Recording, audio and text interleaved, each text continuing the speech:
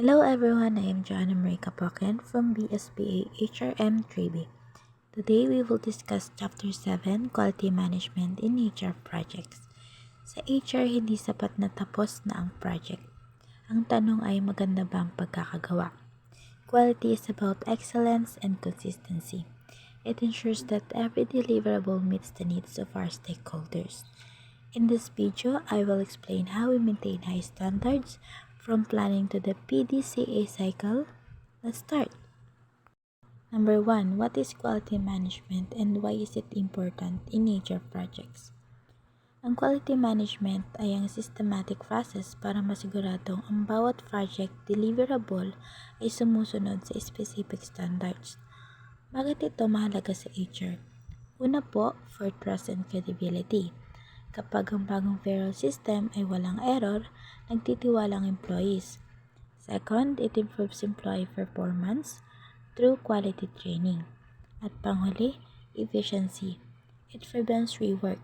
Ibig sabihin po, ginagawa natin ng tama sa unang beses pa lang para hindi tayo nagsasayang ng oras at pera sa pag-aayos ng mga mali. Number 2. Differences between quality planning, quality assurance, and quality control. Madaling malito sa tatlong ito, kaya tandaan natin ang pagkakaiba. First, quality planning. The map. Ito ang ginagawa bago magsimula. Dito natin siniset ang targets like a 90% passing rate for a seminar. Second, quality assurance or QA, the guardrail. Ito naman ay ginagawa habang ongoing ang process. Ang focus nito ay ang system, so sinisigurado nating tama ang methods para maiwasan ang mga error. And the last, quality control or QC, the final inspection. So dito ginagawa ito pagkatapos ng task. Dito natin tinitingnan ang results. Nakuha ba natin ang goal? Like for that kind of questions. So, in short, planning sets the goal, assurance prevents the error, and control catches the mistake. Number 3, how does quality management contribute to employee satisfaction and organizational success? Quality management removes friction. Kapag high quality ang HR projects gaya ng onboarding, employees feel respected and empowered. Wala silang stress sa paghuhula kung paano gawin ang trabaho dahil malinaw ang instructions. Para naman sa kumpanya, it leads to lower turnover. Mas gusto magstay ng employees kapag maayos ang system, which saves the company money on recruitment. Isang example nito ay ang high quality onboarding. Kapag handa ang lahat sa unang araw para lang ng new hire, they feel valued and become productive much faster. Number 4, what tools and techniques can be used to measure quality in HR projects?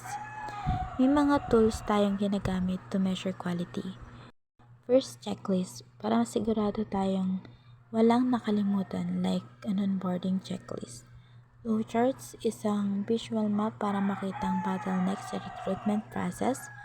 Third, may mga tools tayong ginagamit to measure quality. And it is 5. Which is checklist, flowchart, fishbone diagram, Pareto chart, and control charts. First, the checklist para sigurado tayong walang nakalimutan like an onboarding checklist. Second, flowcharts, isang visual map para makita ang bottlenecks sa recruitment process. Third, fishbone diagram. Ginagamit natin ito to find out root cause of problems gaya ng high turnover. Fourth, Pareto chart. This is the 80-20 rule. So, dito tinutulungan tayo nito na mag-focus sa 20% of causes na nagdadala ng 80% na problems. And the last, control charts. Dito natin tinatrack ang trends, like employee satisfaction scores, and even overtime. And the last question, using the PDCA cycle, which is plan, do, check, act, in HR projects. Lastly, we have the PDCA cycle, which is a continuous loop for improvement. So first, plan. Identify the problem and design a solution.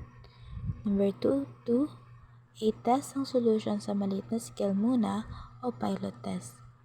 And Third, check, i-analyze ang data. Nag-work ba ang pilot test? And the last, react. Kung successful, i-implement na sa buong kumpanya as the new best practice. Halimbawa, kung gusto nating pabilisin ang recruitment, we plan to use a digital tool.